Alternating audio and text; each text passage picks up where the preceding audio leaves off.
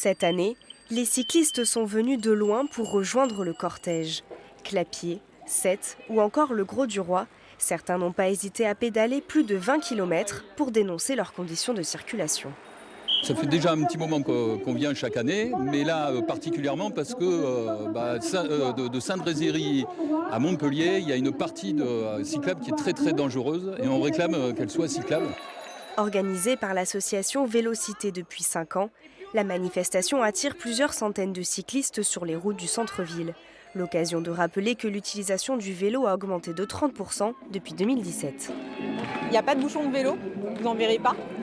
On voit beaucoup quand les automobilistes sont bloqués dans leur voiture, mais les vélos, on ne les voit pas. Donc en fait, de se rassembler une fois par an, ça permet de montrer vraiment qu'on est nombreux à circuler à vélo et qu'on est nombreux à demander des aménagements sécurisés pour circuler. Sur un parcours de 9 km, les cyclistes pointent du doigt les zones toujours dangereuses de Montpellier, comme ce rond-point. Une balade engagée donc, mais aussi conviviale. C'est agréable d'être nombreux. C'est une famille de cyclistes. On n'est pas comme les motards, on se fait pas coucou, mais on pourrait. J'aime le fait que les gens se manifestent pour leur santé, pour leur bien dans la ville. Je veux que mon fils grandisse dans une ville où il peut se déplacer à vélo en sécurité.